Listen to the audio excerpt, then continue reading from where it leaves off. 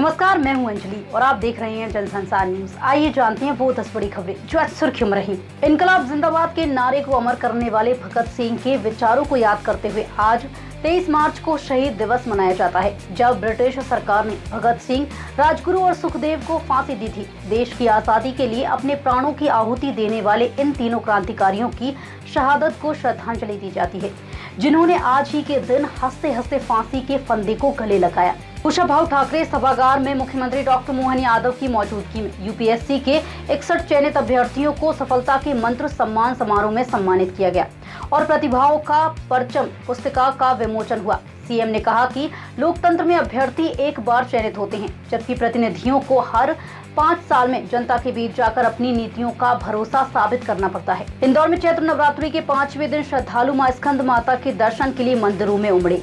वहीं परदेसीपुरा स्थित कनकेश्वरी माता मंदिर अपनी अक्षरधाम शैली की भव्यता, 16 वर्षों में हुए निर्माण, स्वर्ण समान आभा वाली देवी की मान्यता तथा मां जगदम्बा और मां काली की प्रतिमाओं के कारण भक्तों के आकर्षण का केंद्र बना हुआ है। इंदौर के प्राचीन रंजीत हनुमान मंदिर में रामनवमी का पर्व पूरे उत्साह के साथ मनाया जाएगा, जहां रंजीत लोक के निर्माण कार्य के चलते सीमित जगह में विशेष व्यवस्थाएं की जा रही हैं।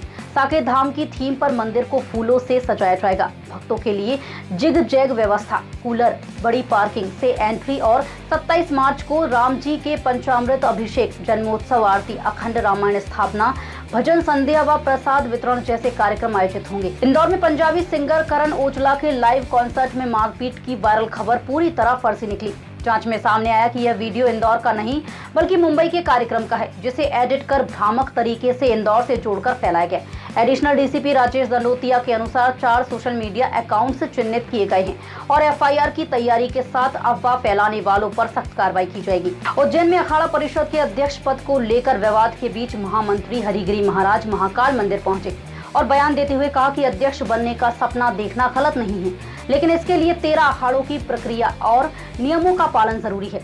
दरअसल खाक चौक में हुई बैठक में रविंद्रपुरी महाराज को अध्यक्ष घोषित करने के बाद विवाद बढ़ा, जिस पर हरिगिरी महाराज ने स्पष्ट किया है कि चुनाव के लिए निर्धारित प्रक्रिया के तहत बैठक ही नहीं हुई है, इसीलिए ऐसे दावों का कोई आधार नहीं है। मध्य प्रदेश हाईकोर्ट ने डायल 112 सेवा के लगभग 972 करोड़ रुपए के टेंडर को लेकर दायर याचिका पर सुनवाई करते हुए सिकंदराबाद की ईएमआई को दिया गया ठेका बरकरार रखा है और टेंडर प्रक्रिया में हस्तक्षेप से इनकार कर दिया है। चीफ जस्टिस संजीव सचदेवा और जस्टिस विनय सराफ की डिवीजन बेंच ने राज्य सरकार की दलीलों को सही मानते हुए कहा कि प्रक्रिया पारदर्शी और नियमों के अनुरूप है। बीवीजी इंडिया लिमिटेड के आरोपों को खारिज करते हुए याचिका को आधारहीन माना। छतरपुर जिले के सिलावट गांव में केन बेतवा लिंक परियोजना से प्रभावित ग्रामीणों ने शहीद दिवस पर सांकेतिक फांसी लगाकर और खून से प्रधानमंत्री के नाम पत्र लिखकर अनोखा विरोध दर्ज कराया, जिसमें उन्होंने उचित मुआवजा, पुनर्वास और फसलों, भूमि के नुकसान का समाधान न मिलने पर नाराजगी जताई।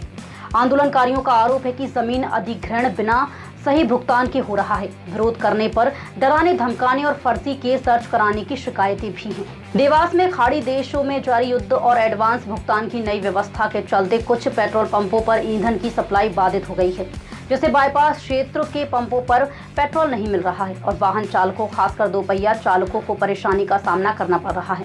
हालांकि पेट्रोलियम डीलर्स एसोसिएशन के अनुसार प्रदेश में ईंधन की कोई कमी नहीं है, बल्कि भुगतान संबंधी दिक्कत और उपभोक्ताओं द्वारा अधिक स्टॉक करने के कारण कुछ स्थानों पर अस्थायी समस्या बनी हुई है।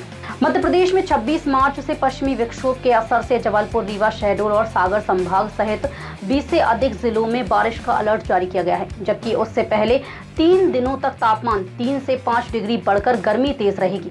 हाल ही में 45 जिलों में आंधी, बारिश और 17 जिलों में ओलावृष्टि का असर देखा गया है, जिससे फसलों को नुकसान हुआ। वहीं अप्रैल मई में तापमान 45 डिग्री तक पहुंचने की संभावना जताई गई है। फिलहाल आज बड़ी खबरों में इतना ही। कल फिर होगी मुलाकात, तब तक के लिए देखते रहिए जनसंसार न्यूज। धन्यवाद।